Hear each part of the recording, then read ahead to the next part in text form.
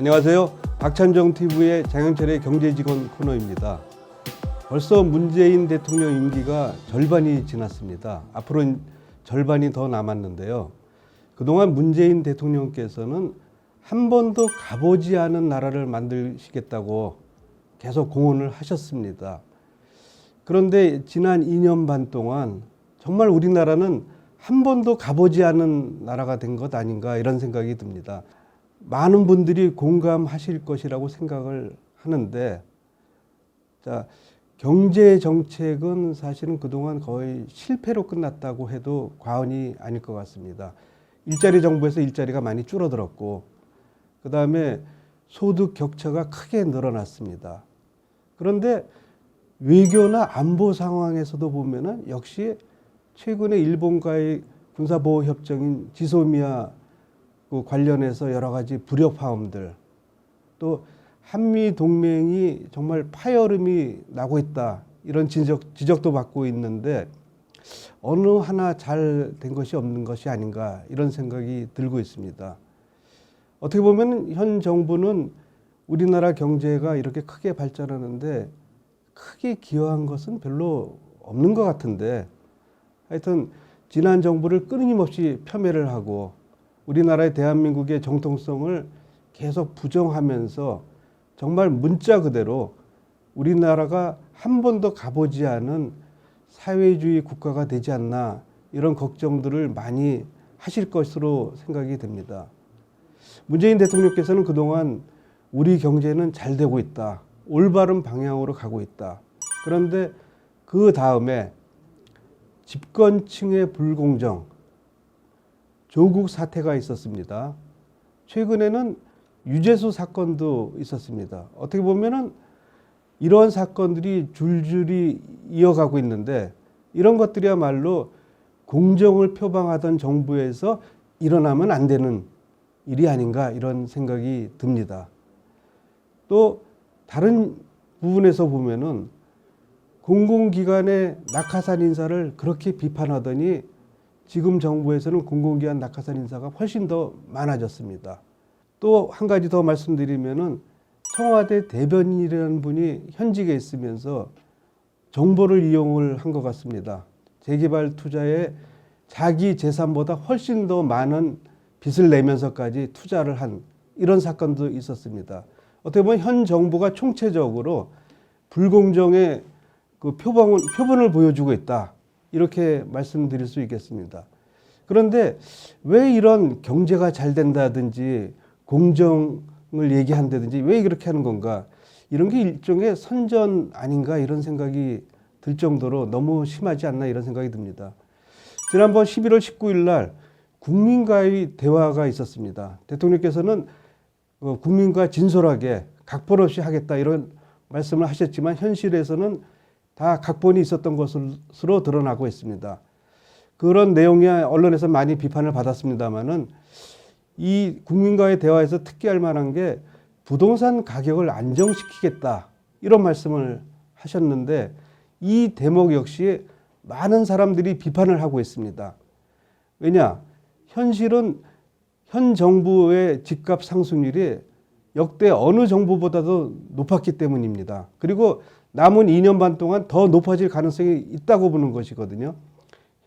강남의 집값이 평당 1억 원이 되는 아파트도 등장이 됐습니다. 그리고 그동안 이 강남 집값이 올라가니까 이 집값을 잡겠다고 17번이나 규제를 했는데 그 결과는 어떻게 됐습니까? 강남 집값은 오히려 더 올라갔고 그 지방의 집값은 폭락이 됐습니다. 수요가 있으면은 공급을 늘려야 한다는 기초적인 상식도 무시하면서 너무 규제 폭탄을 한 것입니다. 집을 사지 못하게 하면서 대출을 억제를 했습니다. 또 집을 팔라고 하면서 양도세를 중과하면서 많은 사람들이 양도세가 무서워서 집을 못 팔고 그래서 결국 공급을 줄이는 결과를 초래했습니다. 신도시 개발한다고 지금 서울 주변에 신도시 개발 추진하고 있습니다만은 지금 지지부진하게 잘 진행이 안 되고 있다고 합니다. 이런 상황에서 서울 시내 땅이 없는 그 상태에서 재건축만이 유일한 공급원이라고 할 수가 있는데 이 또한 강력하게 규제하고 있고 최근에 분양가 상한제는 그 사유재산권을 침해한다는 얘기를 들을 정도로 강력하게 규제를 하고 있습니다. 요약하면은 수요는 계속 늘어나고 있는데 공급을 사실상 계속 억제하면서 집값은 더 올려가는 결과적으로 그 지방의 집값은 떨어뜨리고 그 서울의 집값은 올리는 이런 양극화 현상을 초래하고 있는데 기왕의 경제 정책에서 실패해서 소득 양극화 현상이 나타나는데 이은 또 하나의 양극화 현상이 아닐 수 없습니다. 정말 이러한 문정부의 여러 가지 현실과 상반되는 이야기들에 대해서 여러분들 상당히 의구심을 느낄 것 같고 저도 역시 왜 이런 이야기들을 계속하나 이게 궁금했었는데 최근에 영국의 소설가인 조지 오웰이 쓴 1984년이라는 소설을 다시 한번 읽어보고서 이 소설의 그 앞으로 공산주의가 어떻게 될 것이라고 묘사한 부분이 우리 현실하고 정말 비슷하구나. 어떻게 보면 조지 오웰이 그 몇십 년 후에 대한민국 현실을 예언한 것처럼 이렇게 보이는 소설이었습니다. 간단히 대비를 해보겠습니다. 먼저 소설 1984년에는 정부 기관 중에 진리부라는 기관이 있습니다. 진리부는 진리를 추구해야 될 것 같은데 실제로 이 진리부가 하는 일은 숙청된 사람의 과거 기록을 삭제하는 일을 주 업무로 하고 있습니다. 그리고 끊임없이 국민한테 선동하는 전략을 취하고 있는 기관입니다. 정말 반어적인 표현인 거죠. 이 대목에서 보면은 현 정부가 왜 대한민국의 역사를 끊임없이 폄훼하고 왜곡하고 또 심지어는 공산주의자로 6.25 때 우리와 대적해서 싸웠던 김원봉을 국군의 원조라고까지 얘기하는 이런 행동을 했을까 하는 것이 다소 이해가 되는 측면이 있습니다. 기본적으로 공산주의나 나치 파시즘 등은 국민을 선동의 대상으로 보고 끊임없이 반복하면은 결국은 넘어온다. 자기네들 말에 동조를 할 수밖에 없다. 이런 원칙을 가지고 운영하는 나라라고 할 수 있겠습니다. 그래서 언론을 사실상 장악을 하고 반대되는 언론에 대해서는 탄압을 하고 있습니다. 제대로 된 이야기를 하면은 항상 가짜 뉴스라고 매도하고 그러면서 국민의 알 권리를 침해하고 있는 것도 소설 1984년에서 묘사하고 있는 대목이라고 하겠습니다. 또 하나 결정적인 부분은 공산당의 구호입니다. 이 공산당의 구호는 사실상 소수 독재 지배 체제를 유지하기 위한 전략 중에 하나라고 말씀을 드릴 수가 있겠습니다. 세 가지로 구성이 되어 있는데 먼저 전쟁은 평화라고 얘기를 하고 있습니다.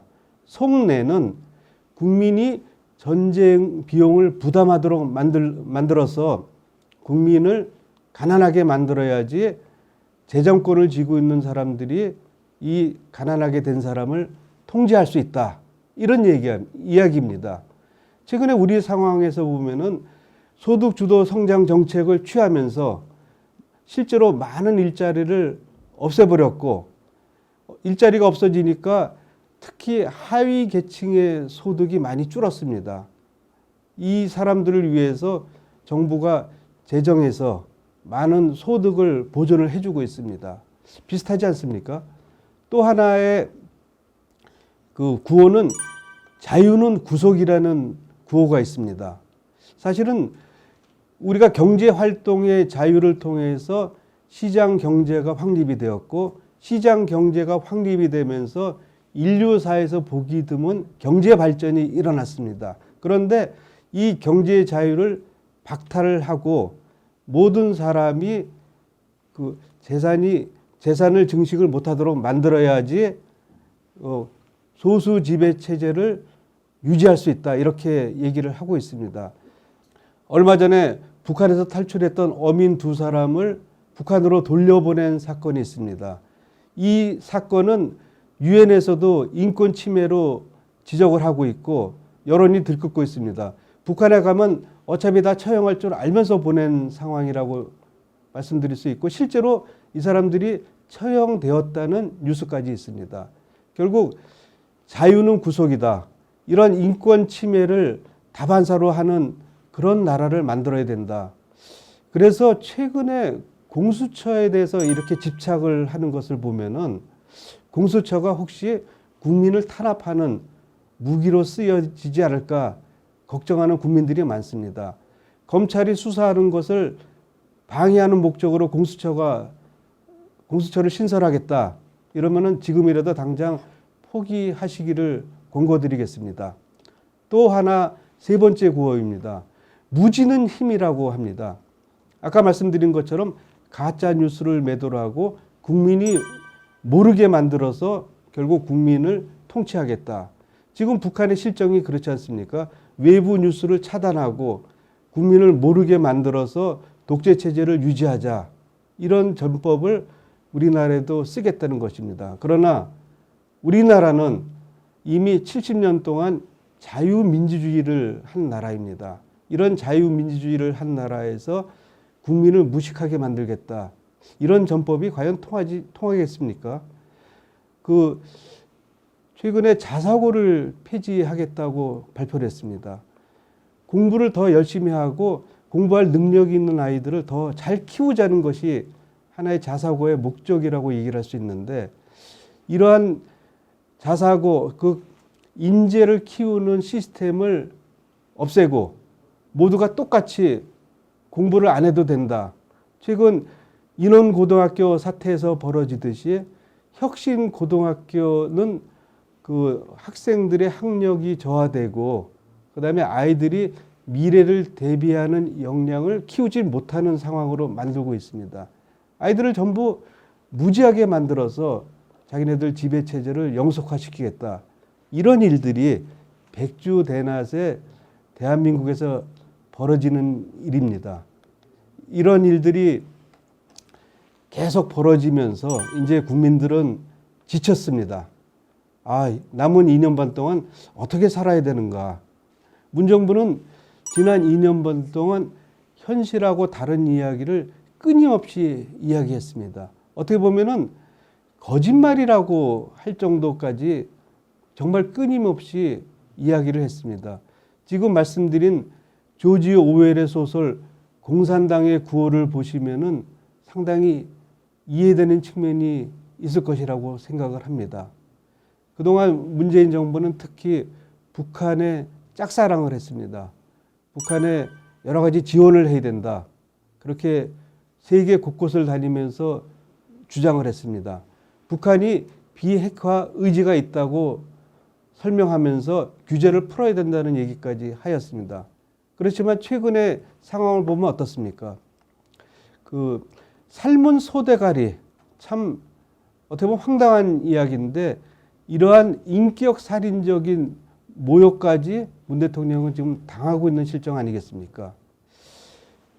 자, 이렇게 경제 분야에서도 그렇고 외교 안보 분야에서도 그렇고 우리나라 전체적으로 지금 어떻게 보면 망하는 지름길로 들어가고 있다는 생각이 듭니다. 경제 활력은 점점 떨어지고 있기 때문에 남은 임기 2년 반 동안 우리는 어떻게 살아야 되나 걱정하지 않을 수 없습니다. 오죽했으면 지난 두 번의 대통령 기자회견에서 기자들도 문 대통령은 어떻게 이러한 자신감이 어디서 나온 것이냐 하고 자신감, 이런 근거 없는 자신감이 어디서 나왔는지를 굉장히 궁금해했습니다. 또 하나는 야당이 문 대통령을 독재자라고 비판하는데 어떻게 생각하십니까? 이런 질문도 했습니다. 정말 이러한 기본적인 질문에 대해서 우리 국민들은 아직까지 답을 못 얻었다. 이렇게 말씀을 드릴 수 있겠습니다. 전에는 기자들이 물어봤습니다. 그러나 이제는 국민들이 이러한 질문을 물어볼 차례가 아닌가 이런 생각이 듭니다. 그러나 문 대통령께서는 남은 기간 동안 계속 이런 정책을 지속하시겠다고 하니 걱정입니다. 이제부터라도 국민들을 편가르지 말고 현실과 다른 어떻게 보면 선전선동한다는 얘기까지 들을 수 있는 그런 일은 이제 그만하고 앞으로 정말 국민을 통합하고 국민을 위하며 자유시장 경제 체제를 유지하면서 기업의 활력을 돕고 국민의 소득을 올리는 그런 정책을 펴시기를 간곡히 부탁드리겠습니다. 오늘 이것으로 말씀 마치겠습니다. 감사합니다.